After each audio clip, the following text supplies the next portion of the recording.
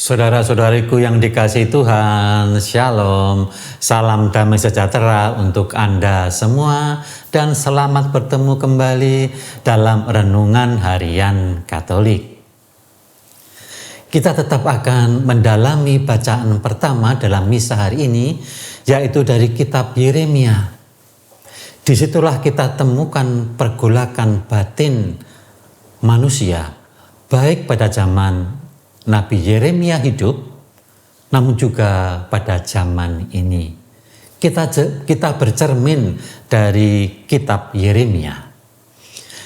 Kitab Yeremia yang kita ambil sebagai bacaan pertama misa hari ini adalah kitab Yeremia bab 14 ayat 17 sampai dengan 22. Katakanlah perkataan ini kepada mereka.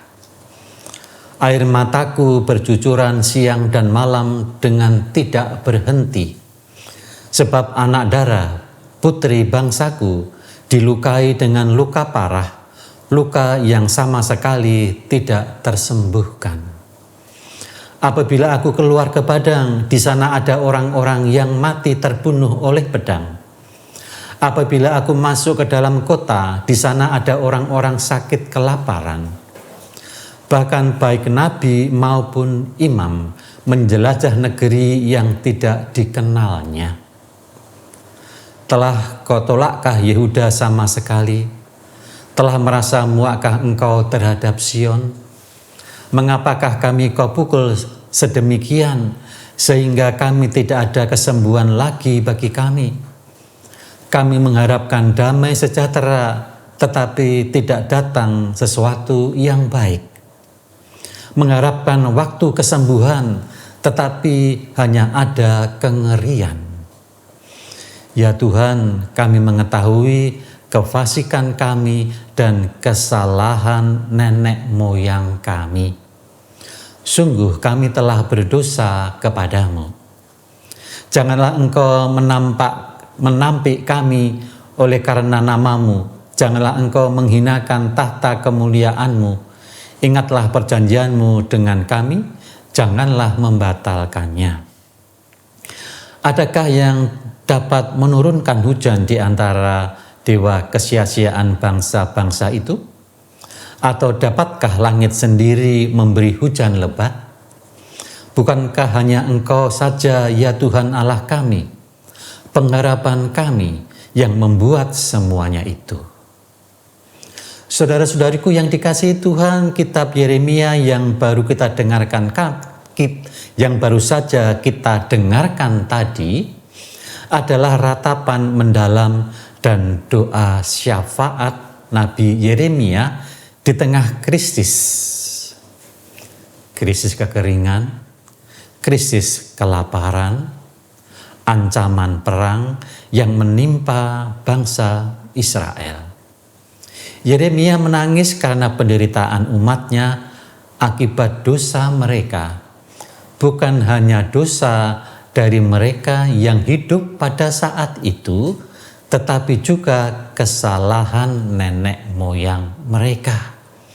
Sebuah ungkapan kerendahan hati yang tidak menyalahkan apa yang diwariskan leluhur dengan segala kekurangannya itu.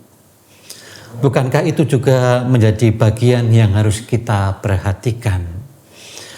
Maka kitab ini mengajak kita untuk juga mendengarkan keluh kesah zaman ini, ratapan zaman ini, sambil tidak menyalahkan leluhur kita. Sambil tidak menyalahkan pendahulu-pendahulu kita. Mari kita rendah hati bersama-sama. Maka ayat 17 sungguh mengajak kita akan hal itu. Katakanlah perkataan ini kepada mereka. Air mataku bercucuran siang dan malam tiada hentinya. Sebab anak darah putri bangsaku dilukai dengan luka parah. Tanah air kita ada sebagian yang luka parah. Masyarakat kita sebagian ada yang luka parah. Mari kita tidak menyalahkan pendahulu kita, tidak menyalahkan apa yang dilakukan oleh mereka yang telah menyusun sebuah pendahuluan untuk memasuki zaman ini. Maka Yeremia tidak hanya menyampaikan pesan hukuman, tetapi juga memiliki hati yang mau mengajak kita bersikap realistis. Ingatlah, pendahulu kita adalah pendahulu bukan hanya mereka yang dapat kita persalahkan. Pendahulu kita juga mereka yang memberikan kepada kita warisan-warisan yang kita pakai sekarang ini, yang baik, yang dapat kita gunakan untuk membangun. Maka ratapan ini mengikatkan kita pada kerinduan pemulihan zaman sekarang ini. Apa yang perlu dipulihkan bukan hanya pada saat Yeremia hidup. Sekarang ini pun kita juga membutuhkan pemulihan zaman. Rindu agar alam dipulihkan kembali. Baru sebentar musim kemarau berjalan, tetapi air di bendungan Katulampa menyusut dengan cepat. Kita rindu akan rasa damai di Papua, tetapi baru-baru ini terjadi lagi pembunuhan di sana. Maka negeri ini seperti gadis cantik yang terluka parah. Keindahan kesuburan yang mulai terluka oleh eksploitasi yang berlebihan. Keindahan alam yang hijau, air terjun, alam yang berbagai macam hayati, burung-burung yang indah, lama-lama menjadi hilang. Bumi Indonesia bisa menjadi bumi yang terluka kalau tidak dipulihkan. Inilah kerinduan juga yang ada dalam masyarakat pada saat Yeremia hidup. Maka lewat bacaan hari ini, yaitu bacaan pertama, mari kita mendengar kerinduan zaman ini yang mengajak kita berubah supaya berbuah. Maka ayat 20 mengingatkan kita, mengunggah kita untuk menempuh jalan, yaitu kesadaran bahwa kita semua bersalah dan bertanggung jawab atas kerusakan alam ini. Yeremia bab 14 ayat 20 berbunyi demikian. Ya Tuhan, kami mengetahui kefasikan kami dan kesalahan nenek moyang kami. Bukan hanya kami, nenek moyang kami. Sungguh semuanya kami telah berdosa kepadamu. Yeremia menempatkan dirinya bersama-sama dengan bangsanya. Dia tidak membenarkan dirinya sendiri. Mari kita juga berlaku demikian. Yeremia tidak membenarkan atau menutupi dosa yang ada dalam dirinya ataupun dosa pada bangsanya. Semuanya diakui dengan jujur. Dan itulah langkah yang dikehendaki oleh Tuhan untuk mengadakan suatu pemulihan. Maka jalan apa yang dapat kita tempuh bersama-sama? Yang pertama, mari kita tidak usah menyalahkan pendahulu kita. Yang kedua, dengan jujur kita mengetahui bahwa bumi ini rusak. Memang sudah dilakukan oleh generasi sebelumnya, tetapi itu bukan sebuah tiket untuk menyalahkan mereka. Bukankah kita juga meneruskannya? Maka refleksi untuk kita melihat kembali betapa pentingnya empati. Betapa pentingnya mengakui kelemahan-kelemahan kita sebagai bangsa, pendahulu dan sekarang kita yang masih hidup. Kita harus berani menyerahkan kembali kepada Tuhan kedaulatannya.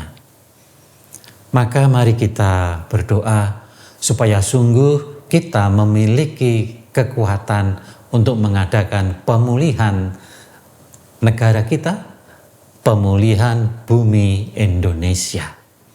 Marilah berdoa. Dalam nama Bapa dan Putra dan Roh Kudus. Amin.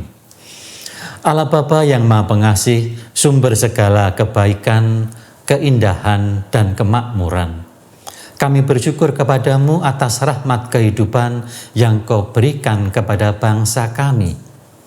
Alam yang indah, alam yang subur, aneka budaya dengan tari-tarian yang indah, dengan ukiran-ukiran adat yang indah. Berbagai macam hayati Kau tumbuhkan di bumi Indonesia ini. Maka ya Bapa, tolonglah kami agar selalu bersikap jujur, baik di hadapan-Mu maupun di hadapan sesama kami. Jauhkanlah kami dari segala bentuk kelicikan, kemunafikan, dan kebohongan. Berilah kami keberanian dan ketulusan untuk selalu berkata dan berbuat benar. Bahkan ketika itu semua terasa sangat sulit dan mendatangkan bahaya dalam hidup karir kami. Maka bantulah kami agar tetap setia menjaga seluruh ciptaan-Mu dengan setia dan jujur. Doa ini yang Bapa kami sampaikan kepadamu dengan pengantaraan Yesus Kristus Tuhan yang hidup dan berkuasa kini dan sepanjang masa. Amin. Dalam nama Bapa, Putra, dan Roh Kudus. Amin.